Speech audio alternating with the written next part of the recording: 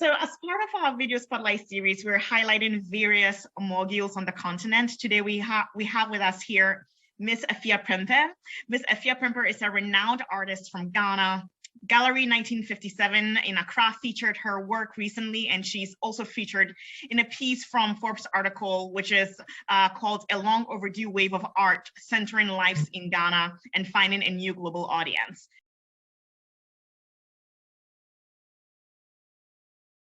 Ms. Prempeh, thank you so much for being here today.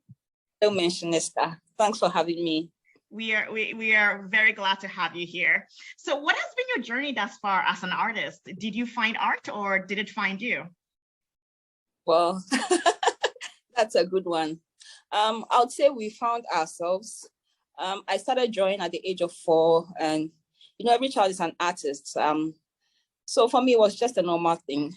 And then throughout my levels of education, I have studied art in secondary school, and then in the university. But then I didn't even know I was going to end up as an artist, as a professional artist. I was just doing something in the meantime, something that I thought, when I got to secondary school and then I had to decide on a course, I thought I used to draw when I was little, so I know a bit about art. So why don't I study art and then build upon what I already know?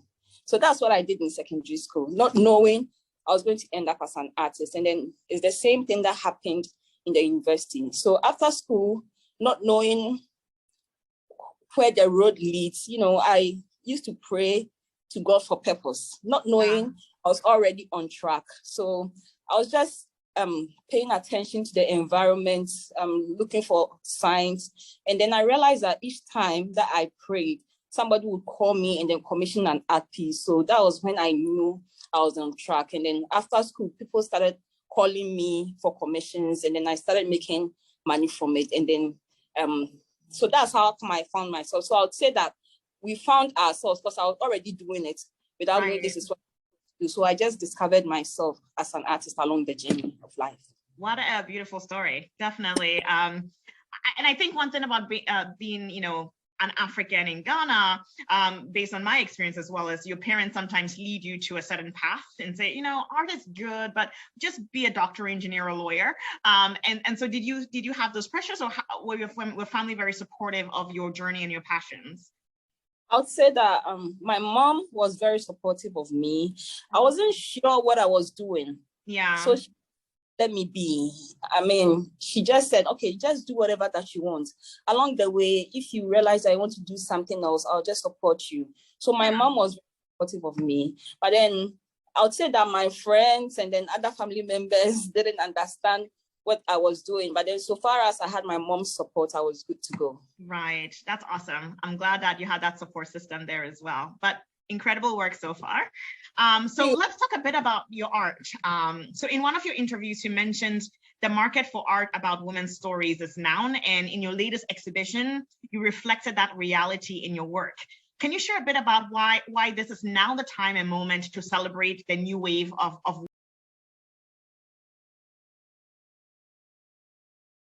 women on the continent through art? We've come to a point whereby women try to bring themselves out more. Unlike before, men were really persistent. They'll try to get anything that they want in spite of the challenges that they faced. Right. Whereas to women, when we get to a point or a situation whereby things become challenging, we tend to relax. That was then. But I think that now, it's changing. Women are trying to push themselves in whatever field that they find themselves in to come out and let their voices be heard. And even at this point in our society, it's common to see a lot of women coming out with the art, whereas in the past, the art was seen as a male-dominated job.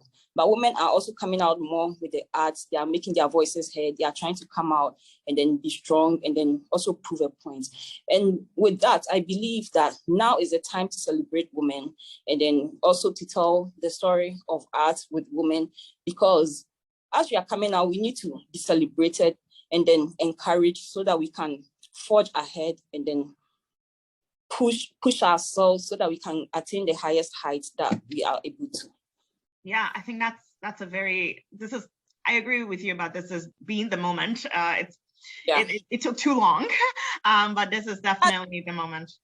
Now that we are putting that effort, then when? So we need all that encouragement so that we can be able to bring out the best that is in us. Yeah, love that. Awesome. Thank you for sharing that. So what are some of the challenges of being an artist on the continent? And what are some of the joys of being an artist?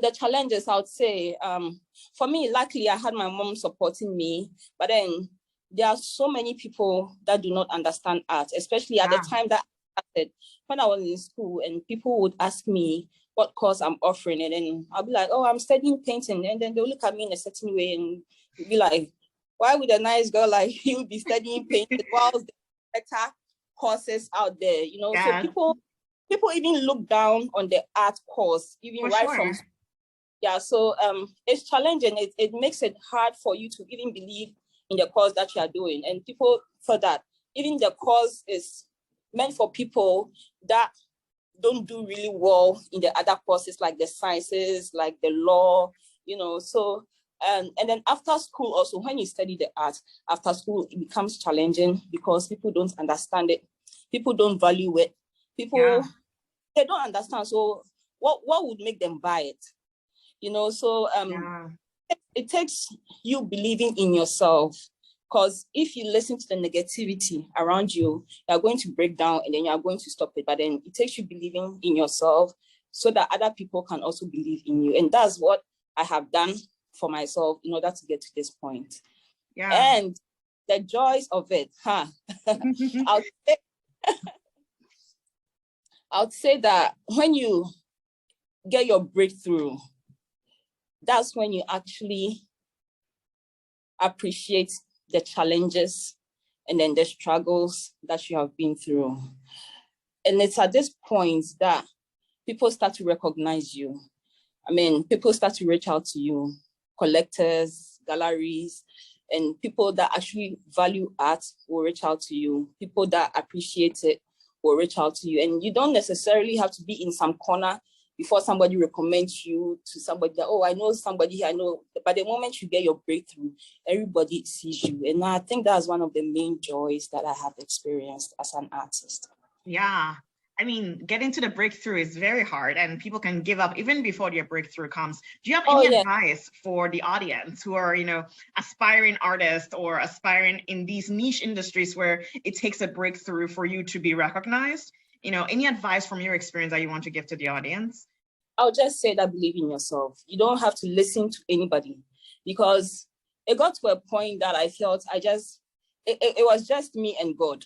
Yeah. Because if I was listening to all the voices around me, I would have left it. I mean, I've had my down moments. It has not been easy. Sometimes it's frustrating. Sometimes you don't even have the money even to acquire art supplies. And it's so easy to give up at this point. It's not been easy, but then, I mean, if nobody else believes in you, believe in yourself, and then just have a dream and look at the bigger picture. Because if you look at now, you give up. If you think of money now, you give up. But then just think of the future, have a dream, and then work towards it. And you have to believe in yourself before other people can believe in you. Because if you don't believe in yourself, who can believe in you? So just do believe in yourself and then prove to them that it can be done, and it starts with you. Yeah, very inspiring. I'm sure everybody will be inspired by that. I wanted to ask you a question, and maybe it's not even in the format I had shared with you before, but do you believe the perception, because you talked a bit about the perception of art, especially around your community of friends and family. Do you think that perception of art being like not the course that people should take or not something that they should focus on as a career is changing? Or do you think there's still more to be done in that space? I believe gradually it's changing, because if you look at what is happening now, people are beginning to look at African art. Unlike before, we didn't even believe in our own selves. But now it's changing, is gradual, but the change is good. So I think we should stop that perception. People should be allowed to do whatever that they want to do with the art. If you compare right now to the time that I was in school, if I had this chance back then, I think it would have been different back then, because most of my mates that I was in class with, they have stopped the arts, because then time was really challenging and it was frustrating when you're out of school. You don't even know what to do with your talents, because people don't value it. People don't see it. It's just you. So, so I think now it is changing. So it's about time that we change that perception that art, we can't make anything out of art. You can't make a career out of art, because I had to believe in myself to get to this point, and I have made a career out of art. And I think it's changing. People are looking at African art. So, yeah. That's awesome. And I think it leads to my last question, which is kind of intertwined with this, the rhetoric of art. How do you think art can help grow a sustainable continent, a sustainable Africa? How does art play a role in that? Art and maybe even the creative industries, how does that play a role in that? Artists are very influential people in the society. Even though most of them may not know, but then they are. And people learn a lot through art based on the kind of information or the entertainment that it carries. Yeah. People do admire a good work of art, be it painting, sculpture, picture, even music or drama. And in a society whereby artists are influenced by nature or the universe or our immediate environment, it's also sad that mankind also tend to destroy the same environment through other means, through so many means. Could be anything: deforestation, water pollution, air pollution. And it is our duty as artists. We have a great opportunity and a privilege to use our means of art to create awareness of these social hazards, so that people can be aware of it. And not just to create the awareness, it can also invoke people to use their voices to create a positive change.